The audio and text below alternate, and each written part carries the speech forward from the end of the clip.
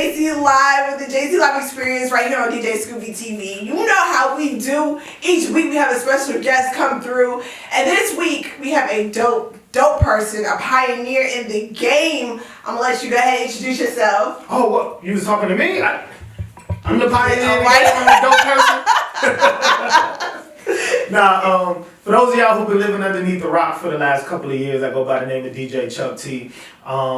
You know, I'm glad that y'all took the time out y'all schedule to come sit down with me. You know what I'm saying? And want to hear from me. Whatever. I'm glad that you decided to be with us because you are huge in the game. And when I say a pioneer, I'm not boosting you up or anything. You can talk to anybody and they always say you are a pioneer. You've done so much, but tell us how you got into the business in the first place. Well, you know, when I first got into the music business, I didn't get into the business as a DJ. I came in the game as an artist. Oh, wow. Yeah, I've always had a love for music, always been involved in music.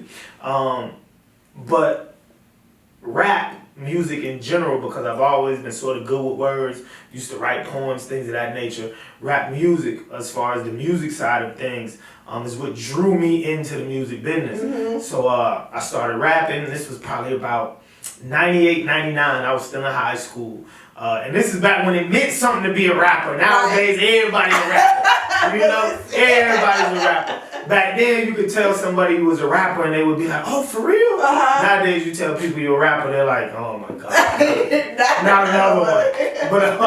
But no, I came out with an album in 2000. Uh-huh. Yeah, it came out with an album in 2000. Me and a few of my neighborhood friends and my brothers and things of that nature. Just, you know, people close to me. And I thought the album was pretty dope. You know, we would call PCP. That's the name of my company. I still have it to this day, Port City Productions. Uh-huh. But we would call it Port City Pimps, PCP. Oh my God, really? Port City Pimps. So the album was called 843 Ballers. Uh-huh. Because naturally I'm from Charleston, South Carolina. That's where Chuck T comes from, Chucktown. Right. So the name of the album was 843 Ballers. We put it out independently. And we did crazy numbers. Uh-huh. That was back in the days when you used to have to pop the trunk, sell CDs out the trunk. You know what I'm saying? And we also had a lot of stores, record stores back then, and they would carry CDs on consignment. So, man, we went all through the Carolinas, putting CDs in stores, selling CDs out the trunk. Right. Performing, opening up for major artists, 3 6 Mafia, Pastor Troy, Trick Daddy and Trina. I mean, back then, you know, nowadays people listen to those names and they're like, man, they old, but back then, you know, they was, you know, they was the shit. Those were the little babies and the babies and Uzi Verts of our day. Yeah. And I just got to the point where I just felt like, you know, I was tired of lying on records. You know, artists nowadays don't care. They'll say anything on a record. Uh-huh. You know? And we always talk about people capping on records, people lying on records, you know, people saying things that they never did, being studio gangsters, as we used to call them back in the day. And I just got, you know, I just couldn't sleep with myself at night knowing that I was talking about, you know, moving kilos and I had just moved like a quarter pound of Reggie. You know what I'm saying?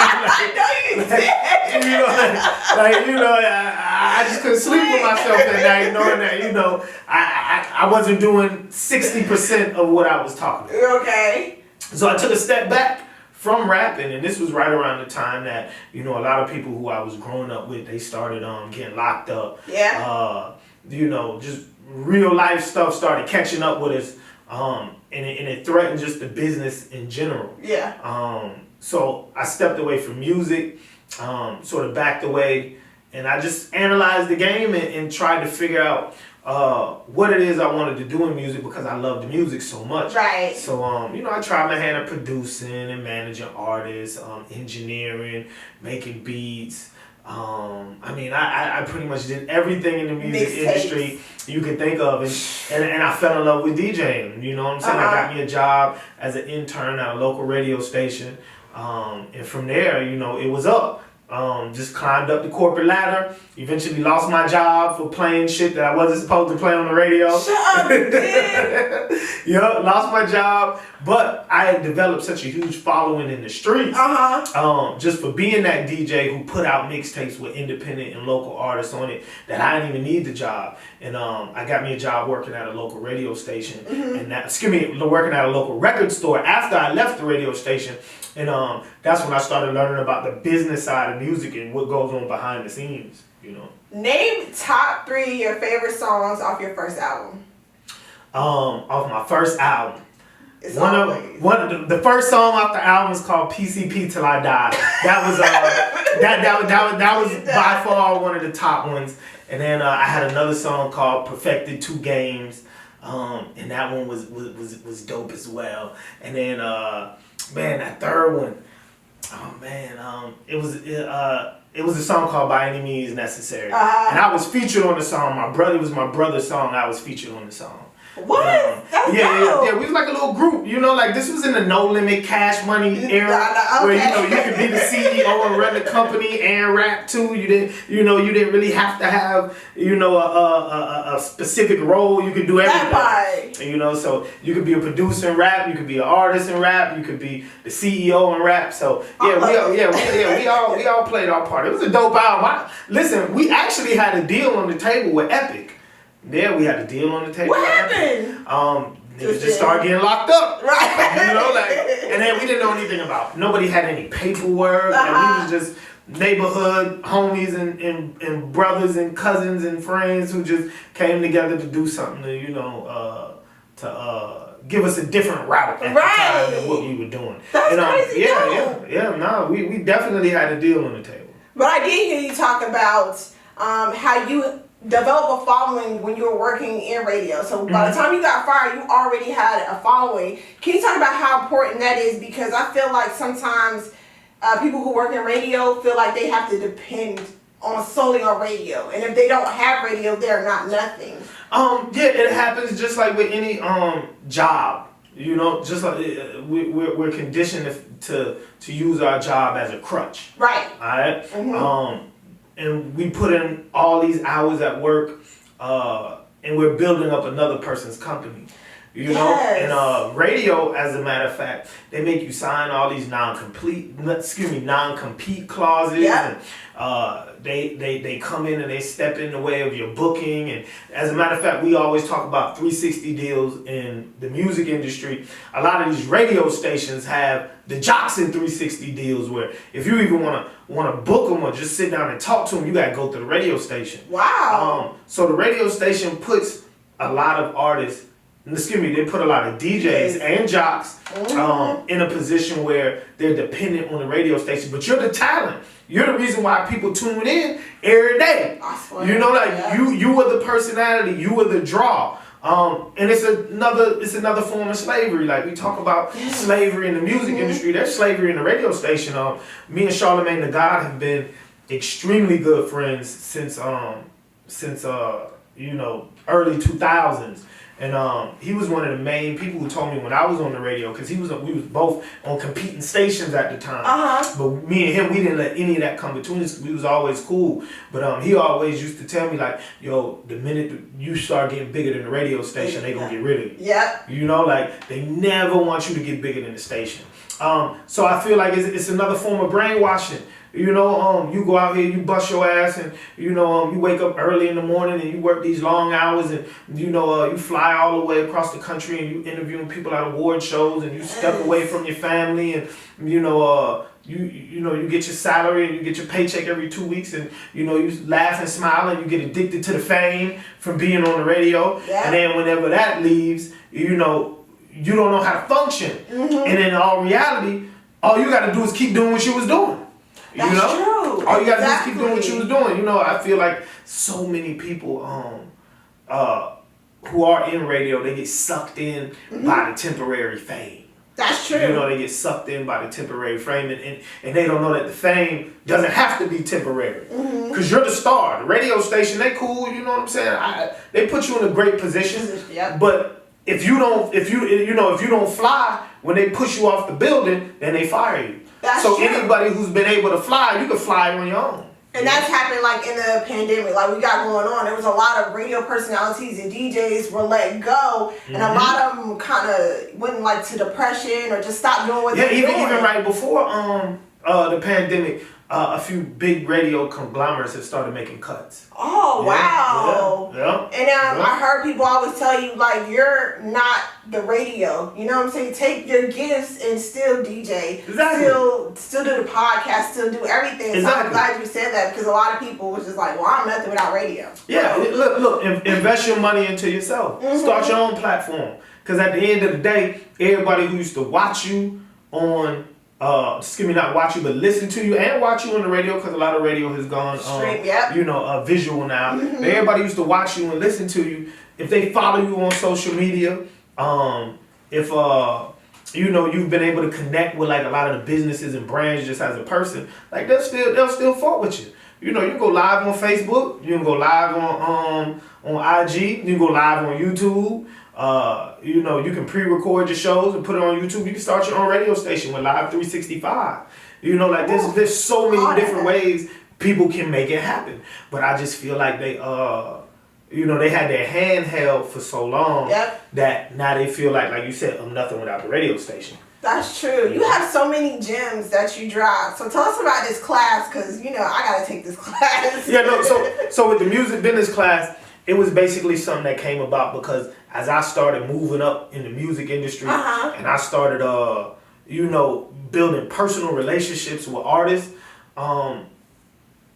it used to hurt me when I would see these artists go from selling millions of records, touring all across the country, making multi-millions of dollars, right, and then end up broke. They would literally go from 0 to 100 and then 100 back to 0. And I was just always baffled at like, how did that happen? Because a nigga give me $1 million, nigga give me 10 million, 20 million. I ain't never going back to broke. Right. You know what I'm saying? That ain't no way. I ain't been broke in 20 years and I ain't making millions of dollars. Right. So I already know, nigga, give me a couple millions. I'm about to flip that 100 times over. Exactly. And so, just from dealing with them and talking to them and seeing how the business was basically set up to keep them in debt. They made millions, but they owed multi-millions. So I started talking to them and figuring out like, well, how did you owe this money? And that's when, they started breaking down different parts of the contracts to me that they didn't understand. And just things that were hidden in their contracts that they didn't even know was in there and they weren't explained to them. Sheesh. And then, I'm telling them, well, like, didn't you have a lawyer? And they're like, yeah, but the lawyer was good with the record label.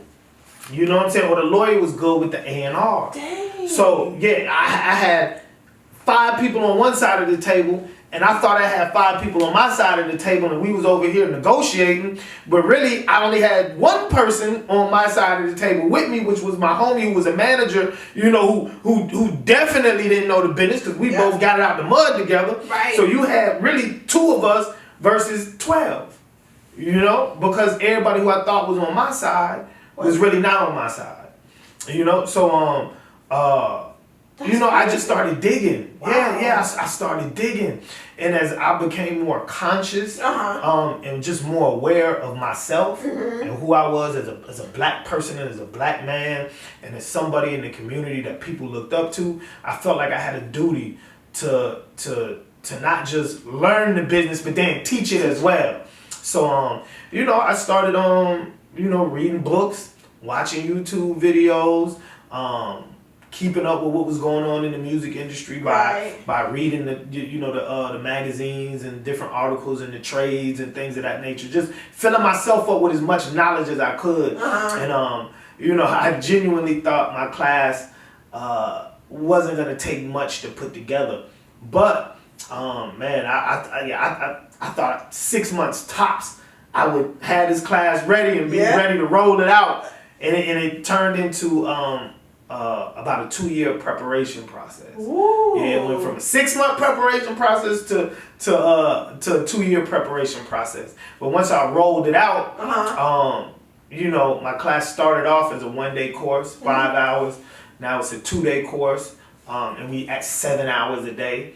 And most of the time we run over. And at this point, I'm thinking about adding a 3rd day or 4th day, or setting up some type of continuing education online component to where people who take the class never really leave from the class. As the music industry changes, you know, I update them on everything going on. You know? That's dope. I'm glad that it didn't take 6 months for you to get the course out, because it shows the longer it took that you really took your time to perfect. Look, you gotta dig. You know what I mean? You gotta dig. Things are hidden. You know, when we start talking about clauses that are in contracts, like people always talk about artists being signed for life, and they're like, well, how did you get signed for life? You know, like, how do you get in a position? Like, you didn't read that in the contract where it said signed for life, and you automatically was like, hell no. But they don't ever tell you that it's signed for life. A lot of times they have this clause called delivery and acceptance, which means and then before we even get to that, music business contracts are never for a length of time. Right. It's always for an amount of projects or an amount of songs if it's on the publishing side. It's always for an amount of something, never for a time period. Because if it was for a time period, I could just wait it out if I was in a bad deal. Right. So they'll lock you into, you know, a 5 or 7 album contract. And that 5 to 7 album contract can literally be your whole life, because of a clause called delivery and acceptance, which means whenever an artist delivers his album to the label, they don't gotta accept it. Right? They don't have to. What? It only counts if they accept it. So artists could be submitting music, submitting albums, and you know, a record label can be like, no, we don't like it, go back to the drawing board. Dang. You know what I'm saying? We need club records, or you're not killing enough people. That's crazy. Or you talking too much knowledge. Right. We don't want to hear that from you. That's not selling right now. We want you to talk about fucking hoes and destroying your community, selling drugs to little kids. We want you to talk about all that negative shit. And if that's what you got signed on, you know, you can be 3 albums in, and then you wake up and you say, okay, I'm not 17 anymore. Exactly. You know, I'm 23, 24, and I realize what I'm doing is wrong, or the way I'm staring people is wrong. Let me make something a little bit more conscious. And if the record label says no, then, you know, you stuck on album number 3 out of 7 for the next 20 years until you decide to go back in and do what you got to do. You know? Jeez. And then the way how they work these budgets, you may get signed for $1 million. That $1 million may be for 2 albums, which may be $500,000 budget per album. And if they shoot you that $1 million up front, you automatically got to pay taxes on that $1 million, and then you automatically got to pay your staff out of that $1 million. You know, the people who've been riding with you.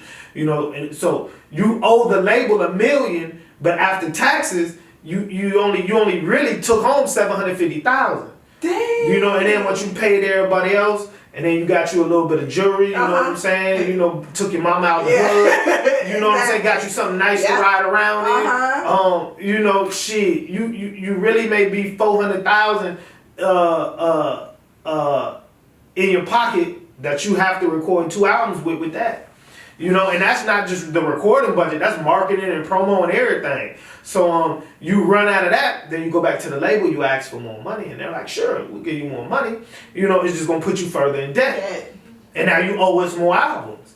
You know, so it's purposely set up to keep an artist in debt, because the record labels, 9 times out of 10, they making their money back.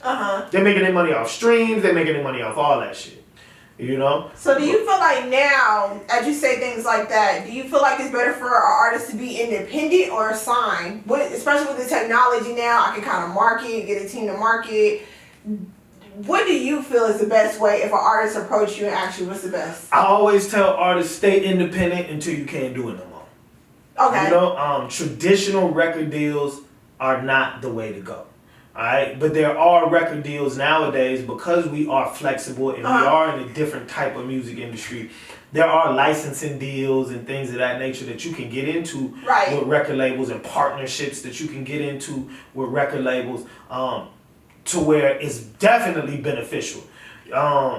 you can operate as an independent artist, but then have the major label backing you, where all they're doing is basically putting the machine behind you, but you still have creative control.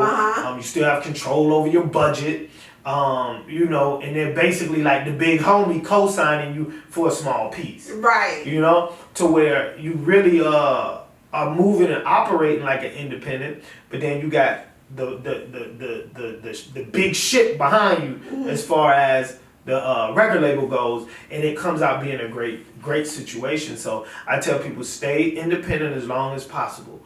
Get your weight up, get your leverage up, because when these record labels come to you, they're gonna give you a deal that they feel like you're worth. So if you're not worth much, you're gonna get a bad deal. Right. You know what I'm saying? You come in this thing and you know they sign you and you really only got like 1 or 2 singles, you may be like a little TikTok sensation. You're gonna get a bad deal. You're gonna get a bad deal. Right. You know, you make a hot song that goes viral, you know, it's your only song, you haven't put out really anything else, you're gonna get a fucked up deal. Right. Yeah, they're gonna fuck you over. But if you take that hit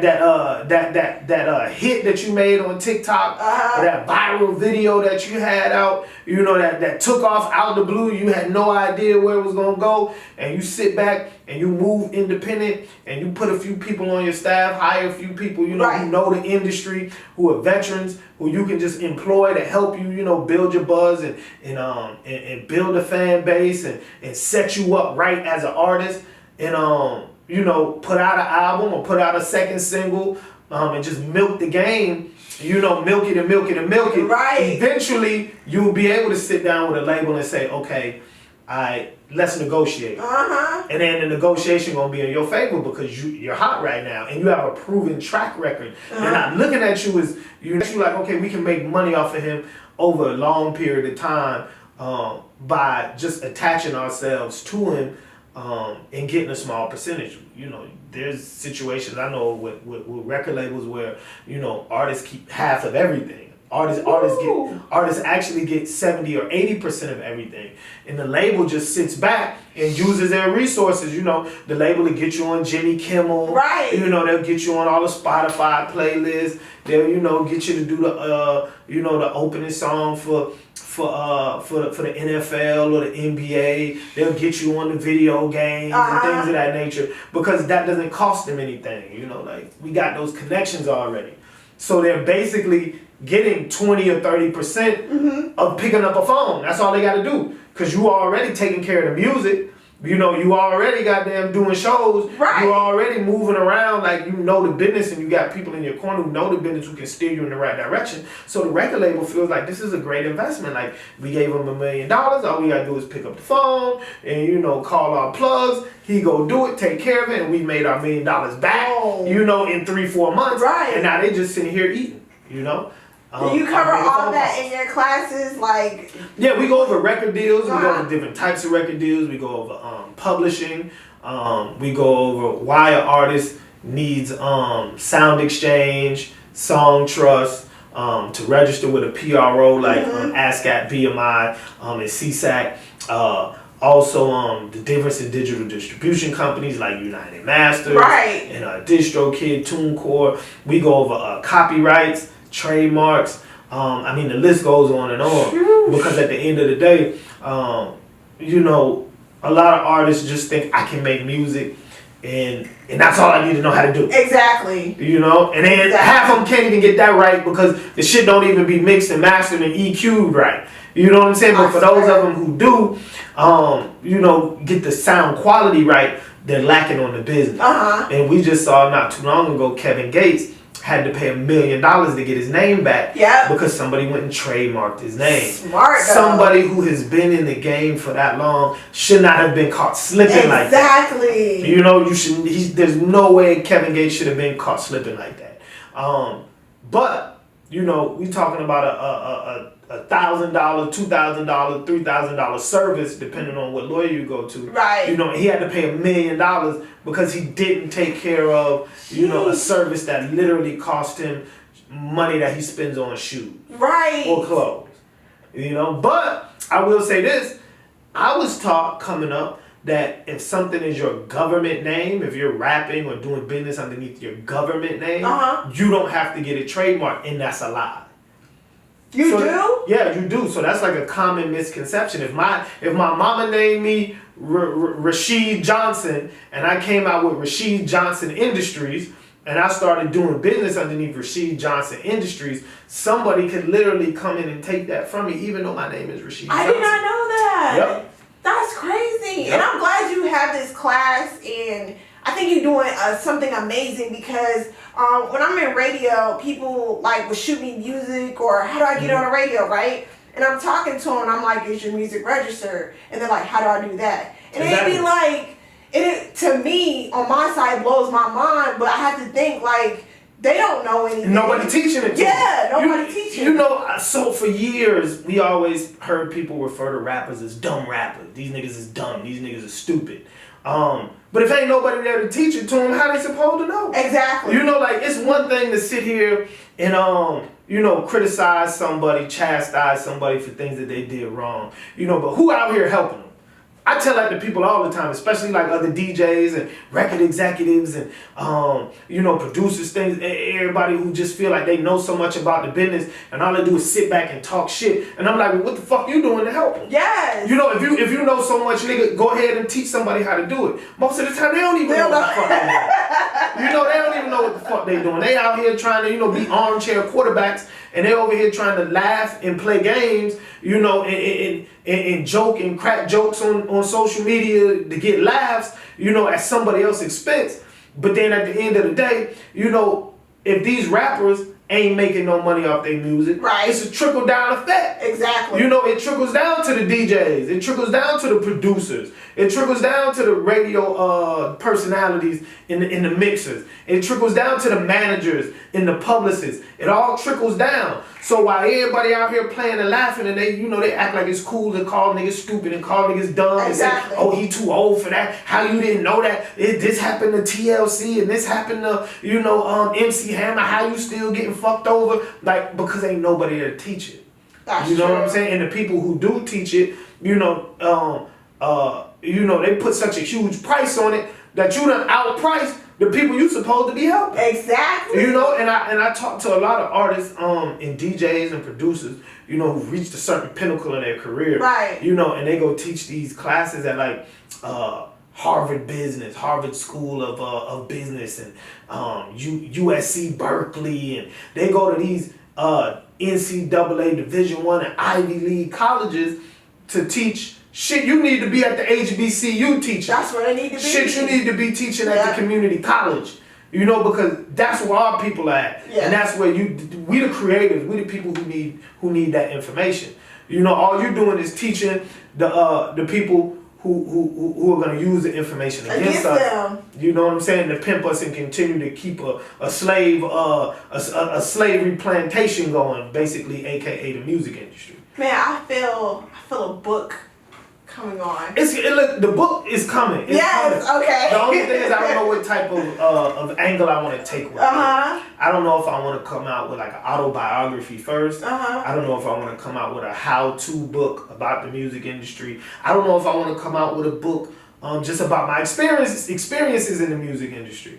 So a book is definitely coming. I've had a few offers. I've had a few people reach out to me. I don't know if I want to do a book just based off of general business. Right. Because a lot of the stuff that I teach in my music business class applies to general business. And I've had people who just have HVAC companies and landscaping companies and women who do lashes and wigs and cosmetologists and, you know, people who own boutiques. I've had everybody come at me as far as asking for advice to help with business in general. You know, I set businesses up. So in 2019, I helped set up roughly like 60, 70 businesses. And I said to myself, that's amazing. So I said to myself, that's good. Yes. But 2020, I want to set up 100. Right. You know, that was my goal. I'm gonna help set up 100 businesses. Doesn't matter what type of businesses they are. Anybody who needs help, I'm gonna sit down with them. We gonna make it happen. No matter what type of business it is. If I don't know how to do it, I'm gonna study and learn how to do it and help them do it. So last week, I sat back and just went through all the paperwork that I had from 2020, helping people set up businesses.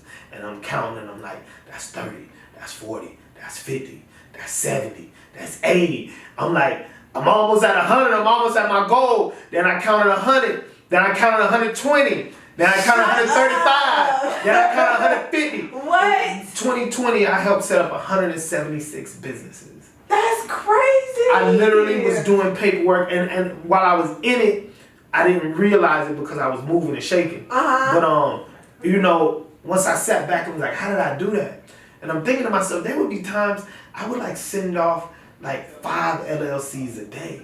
You know, North Carolina, South Carolina, Virginia, California, Alabama, Minnesota, Mississippi, Colorado, Philadelphia, Sheesh. Vermont. Yeah, like we was getting it in last year.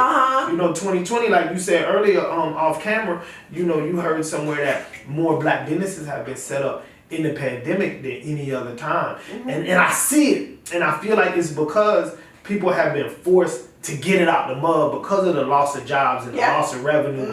You know, jobs cutting people, and you know, just the entertainment industry sort of being held up due to COVID and venues not opening and no place for people to go tour at. You know, people have had to diversify, especially in entertainment. So you know, I definitely see where that number came from and how it happened, because the pandemic you know, it either brought out the lion in you or it brought out the lamb.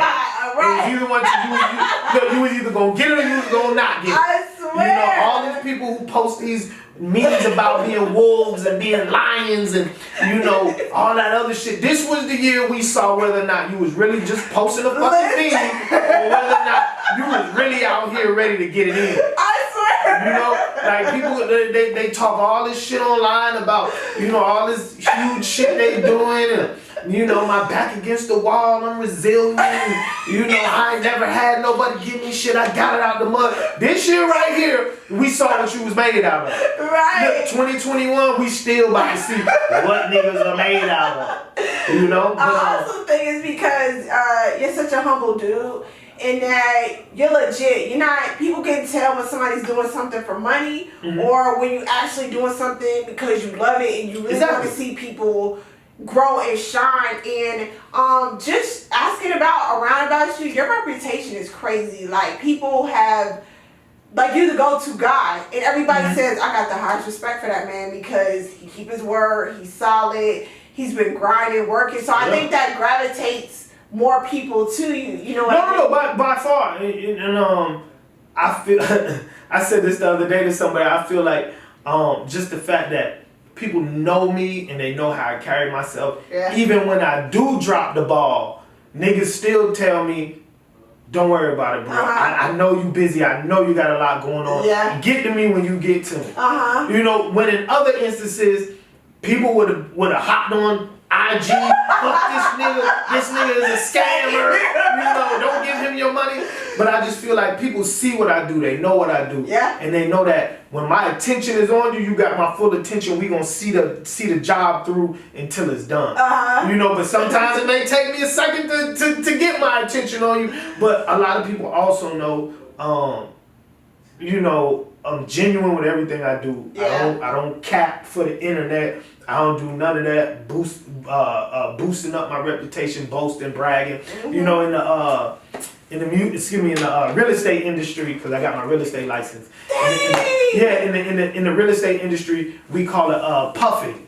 Right. Whenever somebody boosts up a property to be bigger than what it is, like, you know, 5 bedrooms, has beautiful landscaping, and then you pull up and it's a fucking shack. You know what I'm saying?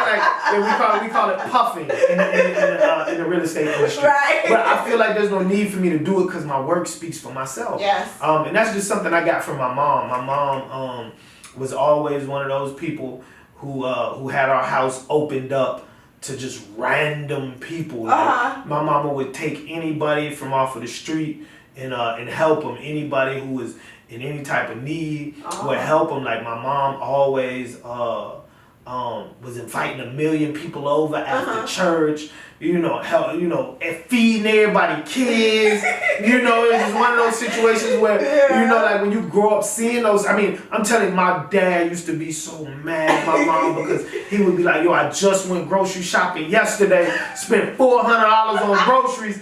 I come home, you got half the church in this thing, eating up all the food, and then come Monday, the kids ain't got no food to take to school for lunch. Right. You know what I'm saying? Because you done fed everybody, and you don't tell nobody no. Like, dad used to be hot behind it. But my mom used to always be like, we're blessed. We have it. Yeah.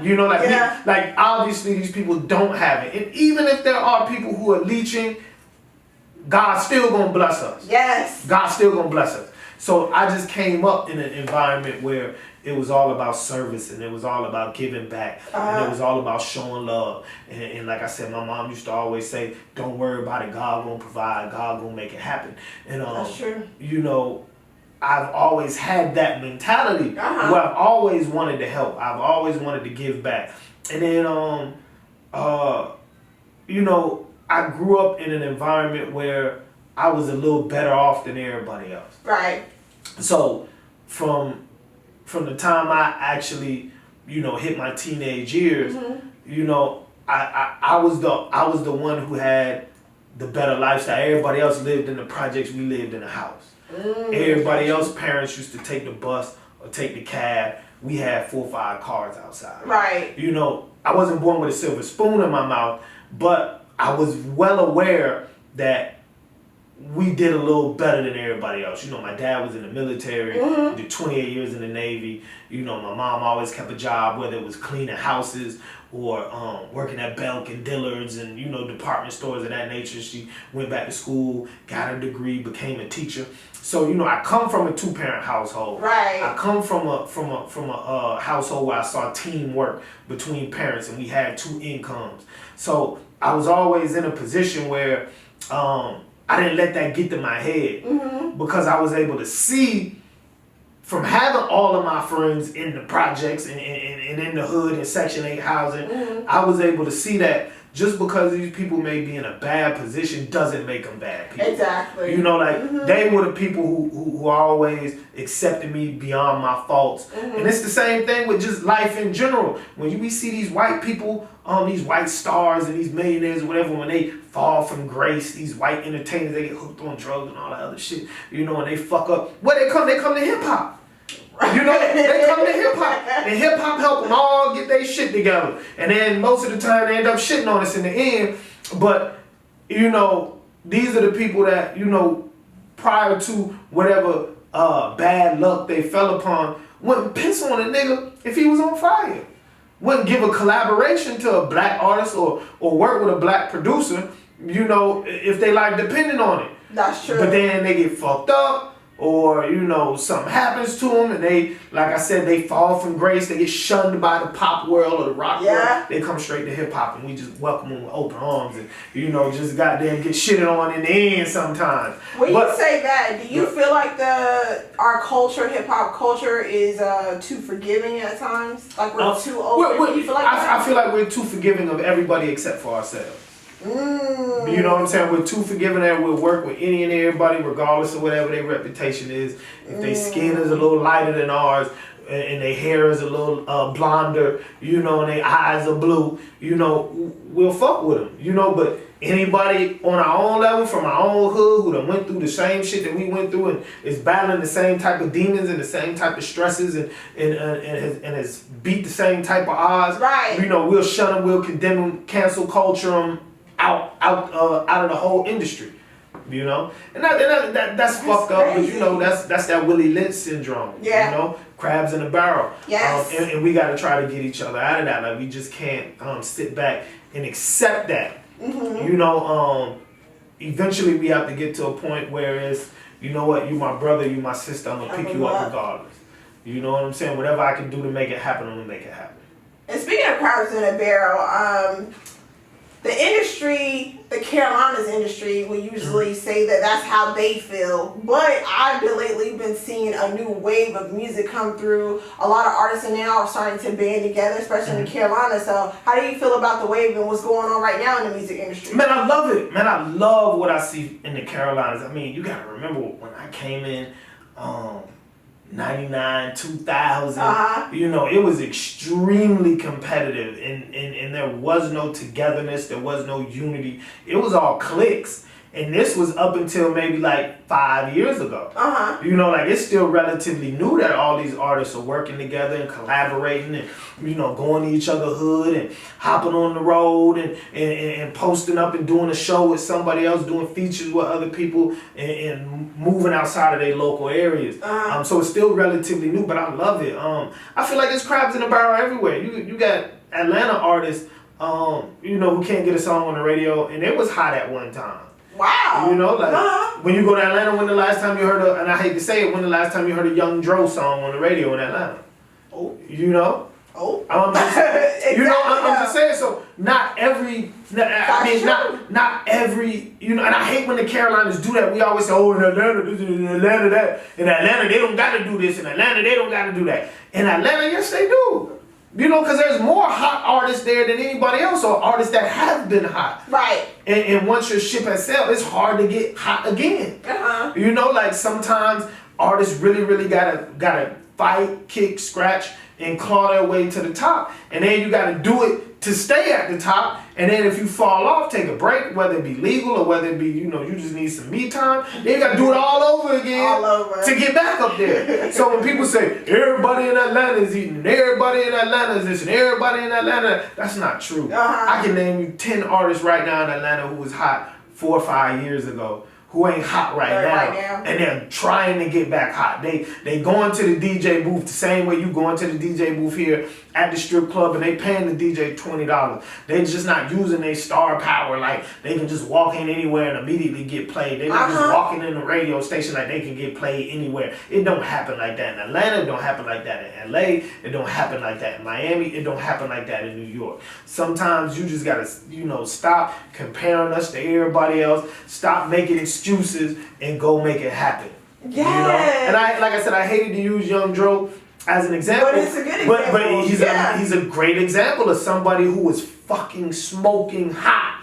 You know, and it may be his legal issues or whatever, but you know, he's not hot no more. And he's trying to get back hot. Right. And he gotta start all over. And he's trying to start back over. Same thing, Rich Homie Quan.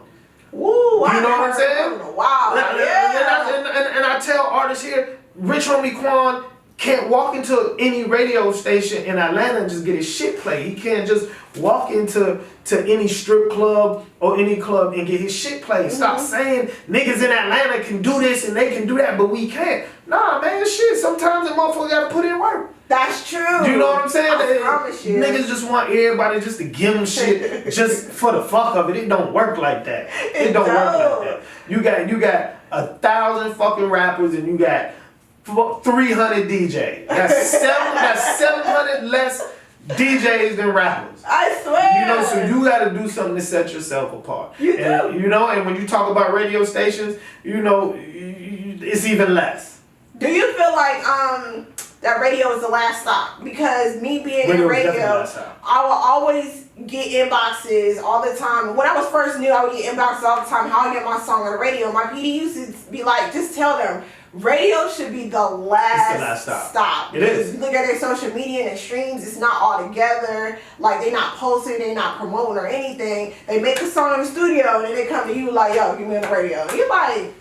And radio always gets a bad rap, but for years I've been hearing radio people say, we're the last stop. And artists just don't tend to get it. Yeah. You know what I'm saying? Get hot in the streets, get hot in the clubs, get a buzz amongst the people, because you're talking about, you know, let's just say your 50,000 watt station.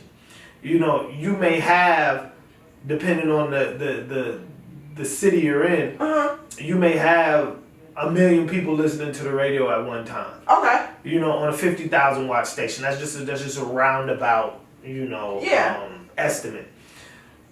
So if you can't get hot in your local high school, you're not ready for 1 million people to be fucking with you. Right. If you can't get it out of your neighborhood, alright? If you can't get the 10,000 people who live, 15,000 people who live in your neighborhood or on your side of town, you're not ready for the 1 million people who listen on radio. A lot of times I've seen artists do that. They get a little bag, they go to a radio promoter, they get a record on radio.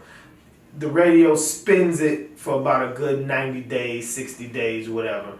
And nothing happens. It don't help them out in reality. It doesn't happen. And then when you talk to them, they be like, nah, man, they jit me, bro. Like, nah, bro, like I paid them people my money, and I'm like, well, what happened? Like you didn't get a BDS, a media-based report? And they're like, yeah, I got it. I'm like, so whatever you were promised, like, did the numbers add up? Yeah, but like, man, bro, it was like, and I'm like, see, you couldn't even handle that little bit. Right. Like you didn't even have anybody to look at the BDS and the media base, see what stations were playing it, what time of day they was playing it, find the DJs who was playing it, reach out to them, simply tell them thank you. You know what I'm saying? Get their personal contact info. Figure out where they spin at or where they be at, when their next event is. Pull up on them. Give them some t-shirts. Give them some flash drives. Buy them dinner. You couldn't even do something that simple that's common sense.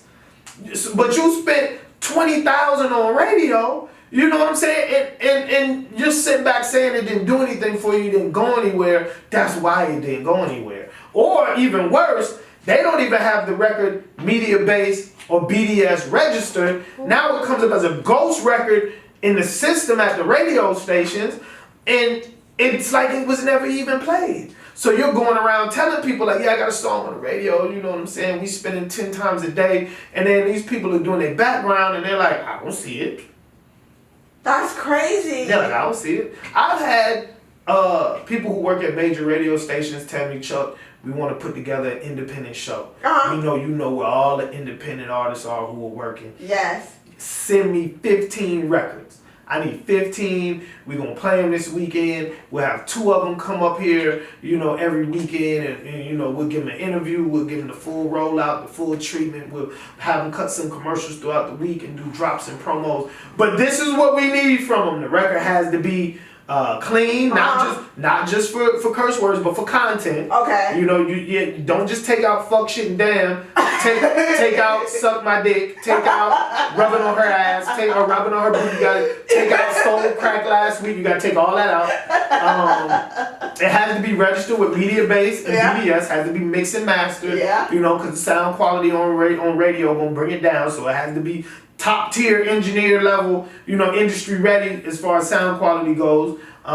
It has to be registered with SoundScan. It has to have a ISRC code on it. They give me like 6 or 7 things that people have to do, and I send this over to people, and they're like, shh, can't do it. I don't know what none of this shit is, bro. Like, what this shit, you can't do it for me? No. You know what I'm saying? And I'm like, I could, but I got like 12 other people want the same thing, right. Bro. Y'all ain't about to eat up my whole week. I thought you had a manager and you got all this shit. I can do it for you for a price. Right. But then the price too high for them, and they like, shit, boy, niggas hating on me, Chuck. Like, goddamn, Chuck, come on, man, work with you. No, bro, I got a million other things I need to be doing this week.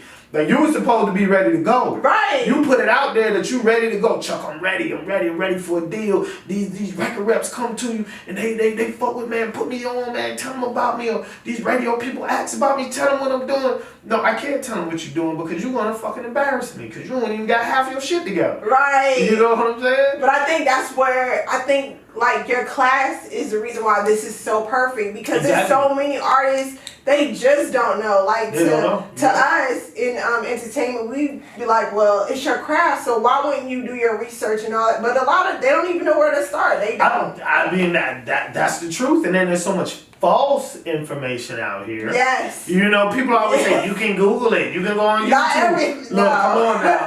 If it was that easy, everybody would. When I was sitting back getting information for my class, I would go to YouTube last. Okay. I got music industry books first. Right. And then I spoke with people who've been in the industry for years to get just firsthand insightful knowledge, that's used in practice. And then from there, I would go on the YouTubes and, take master classes just to verify the info and get little nuggets. But I already had to be pointed in the right direction. But there was so much conflicting information that's on the internet. Yes. I was like, man, if I didn't know music industry vets, multi-platinum producers, people, who worked at labels, who was responsible for breaking top tier talent, I would be fucked trying to, decipher what's real and what's fake and what's true and what's not. That's true. Now, speaking of real and fake, what do you look for in an artist? Like, I know you have a show and they send you music. What are you listening for? What are you looking for? I'm listening for star power. Okay. When I'm listening to a record, because most of the time I haven't seen the artist, I haven't met the artist. Okay. Don't know much about them personally, so it's super unbiased.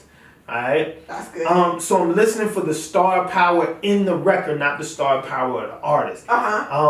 So I listen for, first off, where would this record break at? Okay. If I wanted to break this record, or if this artist said, I'm trying to break my record, where would I go? Does it sound like a radio record? Does it have the tempo for a club record?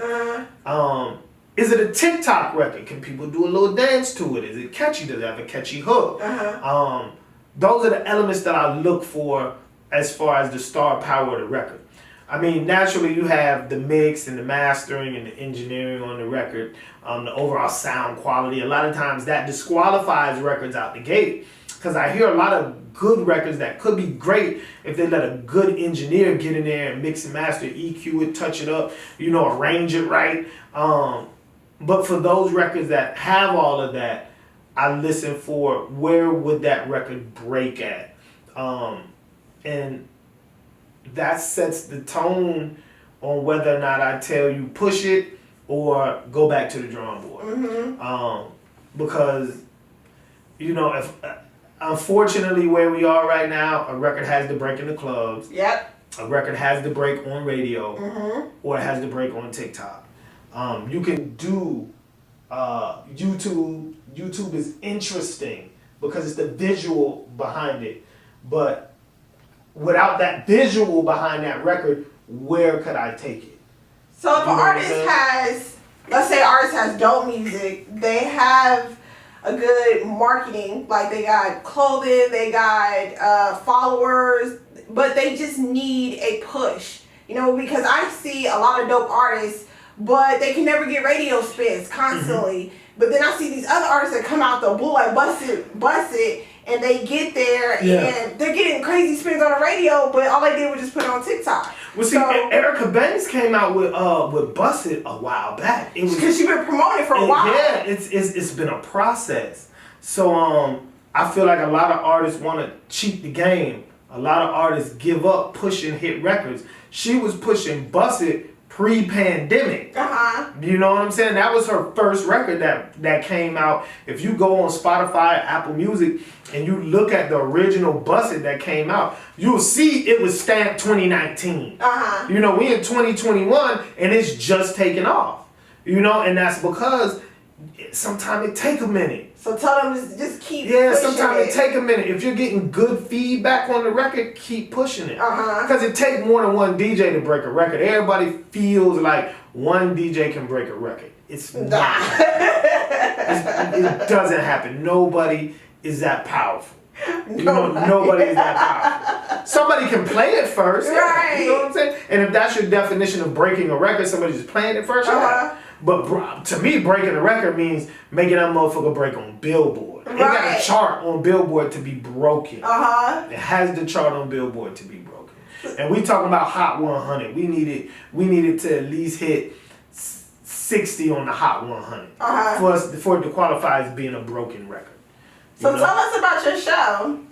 So the Reverb Music Review basically came about because prior to the pandemic, I was doing showcases. Naturally. I had the dopest showcase ever, which was a showcase mainly for rappers from all genres, and then I had Carolina vs. Everyone, which was at strip clubs. It was it was at Onyx.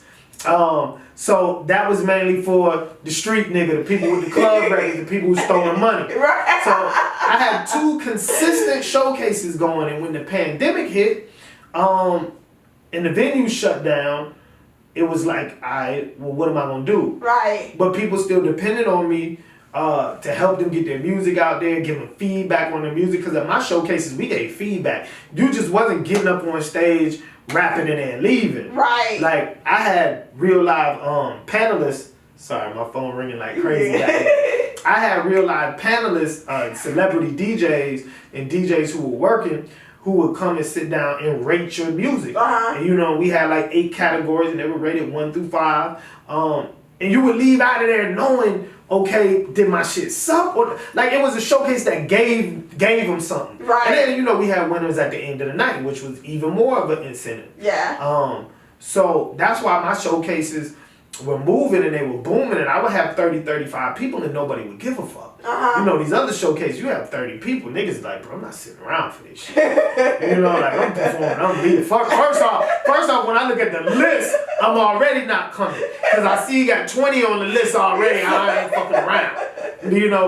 But I could have 30, 35 people, nobody would care. Everybody would wait their turn because they knew that, first off, we was in a strip club, so you got booty, you got wings, you got hookah, booty and wings, and you can sit down. You know what I'm saying? So people was comfortable. And then, like I said, you got the booty, you got the wings, and the food in general, you got drinks, you got hookah, so it was a vibe out the gate. Right. And then, you get feedback from the DJs, and if you stay to the end, you can win. So it was just an amazing setup, and people still depended on me to give them that. Yeah.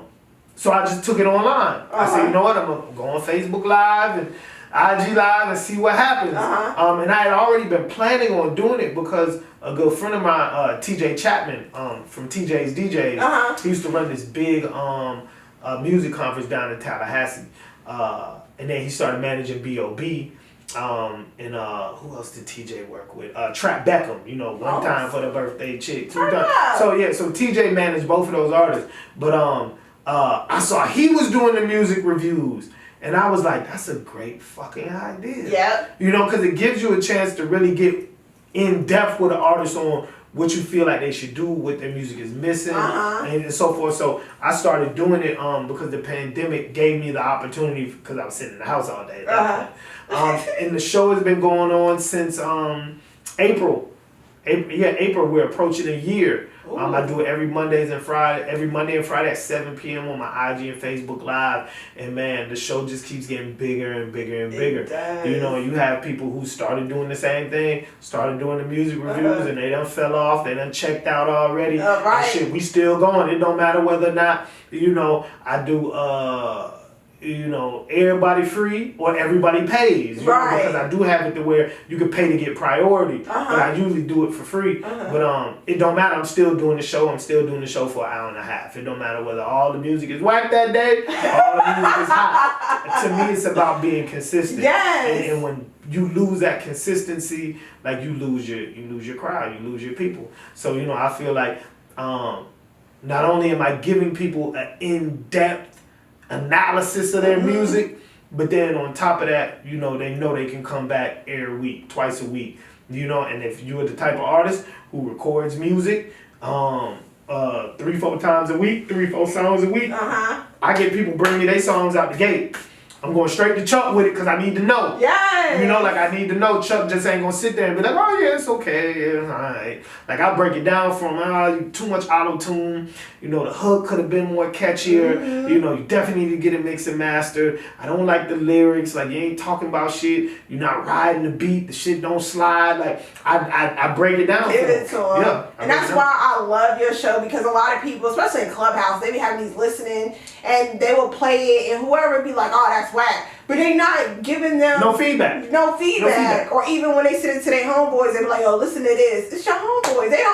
Y'all all in the same boat, so they don't. Look, and that's one of the main reasons why I started really going hard with the show. Yeah. Because like I said, I'm one of those people, if something is wrong, I try to fix it. I just don't sit back and criticize. We sit here and we talk about, oh, y'all niggas need to stop letting y'all mamas and y'all homies and y'all baby mamas listen to y'all song. Y'all need to let real niggas give it to you and critique it, yada, yada, yada, and don't be a bitch whenever we, tell you we don't like it. But then it be hard to even get these DJs to listen to your shit sometimes. Yes. Exactly. I know people who've been like, bro, I offered this nigga $50, just listen to it, bro.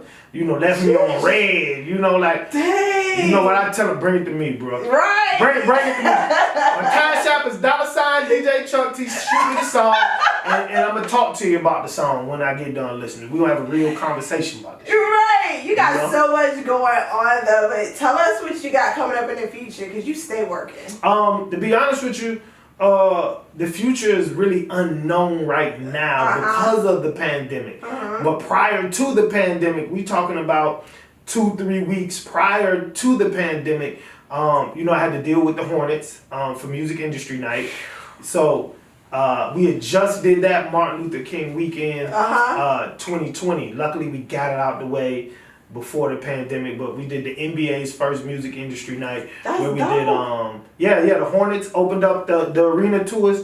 They gave us free tickets to the game, and they let me do like a mini music conference before the game. Everybody who attended the music conference got free tickets to the game, and then after the game we did a post-game concert where we had independent artists performing dead center court. You know what I'm saying? At the time on Arena. Excuse me, Spectrum Center. I forgot Spectrum Center. So we were actually working on 2 more nights with the NBA. I can't go into details about what the nights will be because the minute we did our Music Industry Night, the Washington Wizards went and did something just like it. You know what I'm saying? So even the guy from the Hornets was like, well, goddamn, they could have at least hollered at us. Like, you know what I'm saying? Like you saw what we did, holler at us. Like, they ain't, this shit, you see it. Like, come on. So, it was one of those situations where we were a little salty, but it didn't happen because of the pandemic. Okay. Good for their ass, But I was working on 2 more nights with the Charlotte Hornets. Definitely was gonna take the music business classes on the road. Yeah. I was gonna do an Atlanta course. I was gonna do a Raleigh weekend, and then I was gonna try to do like Savannah or Richmond, Virginia. You know what I'm saying? But that's still in the works. Yeah. We just gotta see what's open and what's not open. Once Corona gets down a little bit, I'll move around. But definitely, the classes, music education is my passion right now. Yes. I'm pushing 40. I can't really be in the clubs like that no more. Like, you pushing 40? Where? Yeah, I'm pushing 40. Where? Yeah, I'm pushing 40. I'll be 40 this year in April. Yep, I'll be drinking. Yeah, man. Look, water. Water. I'm not trying to lay off the Hennessy. I'm definitely getting to a point now where I want to try to move out the way and let the young boys have that. I feel like in too many industries, the old heads try to hold on for too long. And the reason why they're holding on for dear life and fighting with the young niggas over venues and parties and bookings and just things of that nature is because they didn't think long term. You know what I'm saying? That's like true. You gotta move up the ladder somewhere, bro. Like you can't be DJing in the clubs until you're 60. Move up to the grown and sexy club. Move up to the old head club. Like, I don't want to be 40 out here, 40, 45, 50, DJing in the same club that now my son is in. Wow. You know what I'm saying? Like, I don't want that. But I do know I've gained enough knowledge to where now niggas pay me for my knowledge. Now people pay me for my expertise in the music business. So I don't gotta be in the club. I can do a music review. I can do consultations. I can do music business classes. Everything. Because I have achieved so much when I was actively out in the streets, I don't gotta be outside no more. That's true. You know what I'm saying? I can let the 20-year-olds be outside. I can let the early 30s be outside. Now I can be on the inside and free that up. Because if I'm doing 5 to 6 clubs a week, that's 5 to 6 clubs a week that a little young nigga who need that could be getting. That part. You know what I'm saying? And we all know that the little young niggas need guidance. So they depend on an OG for that. That's why I get called the OG, and a lot of these other DJs who are older than me and have been in the industry longer than me, they don't get called OG. Right. You know what I'm saying? They don't even call me DJ Chuck T no more. It's, yo, what's up, OG Chuck? Oh, they done replaced the DJ with the OG. But I can accept that and feel comfortable being called Unc and being called OG because I know I done put in all that work and I've been able to be successful at it, and these young boys want something from me in the form of guidance and as far as dropping knowledge on them. You know, all that. I ain't trying to be out here drinking and smoking with y'all little niggas. You know, I got kids on age with y'all. You know? So when I see these older DJs, they out here drinking, smoking with the young niggas, and they in the club in the section with their pants around their ankles.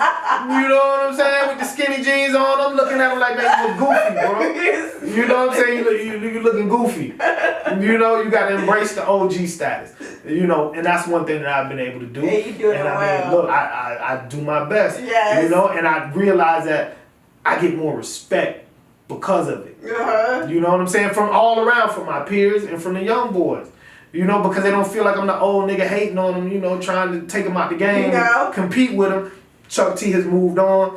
I respect you. And you know, shit, I fuck with all the young DJs from the B-Eazies to the Traps to the Tie Packs, to the E-Suds, you know what I'm saying? To the Double J's, to the DJ Midnights and the Ingeniuses, and the Mario the Mike Mans and the Traps. I mean, the list just goes on and on. You know, like they fuck with me because I'm the OG. They know shit. If I ain't got no speakers for the night, I can call up OG. OG gonna loan me the speakers. If my controller goes out, Chuck T got about 3-4 controllers. Right. You know, if I got something going on and I need some paperwork done, I can call Chuck T. There's never that competition type of mentality where I want to call him, but he probably gonna say no, you know, cause he hating on me, cause we supposed, you know, like none of that. They know I'm still out here, but then they know that ain't even my focus. Exactly. You know? Before we get up out of here, name your top 5 favorite artists from the Carolinas. Top 5 favorite artists from the Carolinas. Dylan.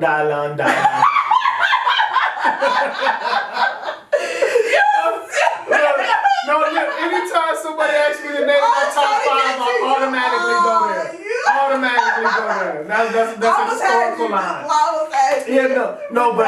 But I will say this though, as far as top 5, we would literally be here all night because I have top 5s broken down. Right. You just can't say top 5 artists is top 5 rap artists or top 5 R&B, top 5 female artists or top 5, you know, backpack rappers. That's the great part about the Carolina music scene. Yeah. We just are so diverse. Like I got a top 5 for every subgenre. You know, so that would be a whole nother show. Me breaking down my top 5. You know, is it my top 5 lyricists? You know what I'm saying? Is it my top 5 niggas who be in here whipping it up in the kitchen? You know, like it's so many different subgenres of hip hop here in the Carolinas. That'll be another 2 hours. Right. I'm loving this new wave of the Carolinas. I love it too. Definitely love it. Tell everybody where they can register for your class and keep up with you on social media, especially about new future things that you might eventually have going on. Look, everything is at DJ Chuck T on social media. And then for my classes, it's DJChuckT.com.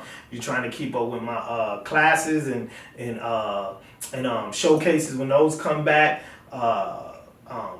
Inquire about mixtape hosting. Everything is DJChuckT.com.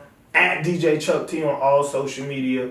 And then the email is djchuckt@gmail. And I still got the OG AOL. DJ Chuck T at AOL.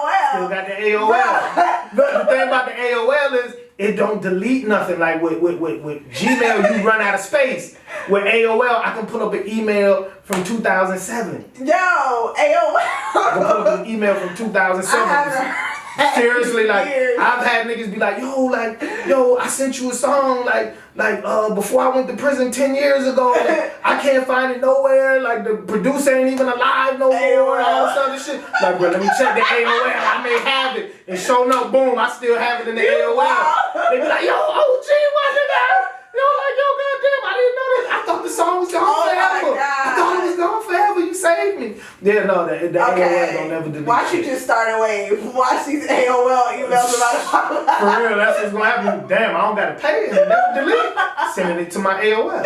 You crazy. Nah, seriously. Well, I so appreciate you doing this. It's an honor to sit in front of you. No You're problem. a pioneer, and I so appreciate you for coming. Look, anytime y'all need me, I'm here. Shout out DJ Scooby. Alrighty, and you guys make sure you guys follow him on social media and hit him up, especially about these classes. There's so many artists out there. You guys are always asking questions. You don't need to ask anymore. Just hit him up and he will give you the guide and take the classes, y'all, for real. Definitely. Look, you can either take the classes or you can sit down with me for a consultation. It's either one of the two. We can have a one-on-one, but the class will always be more informative. You know what I'm saying? Always. Make sure you guys keep an eye out for his book because it's coming. Like he got so many gems. he better have a book coming. Definitely. So you guys, make sure you guys stay tuned for next week right here, JC Live Experience on DJ Scooby TV.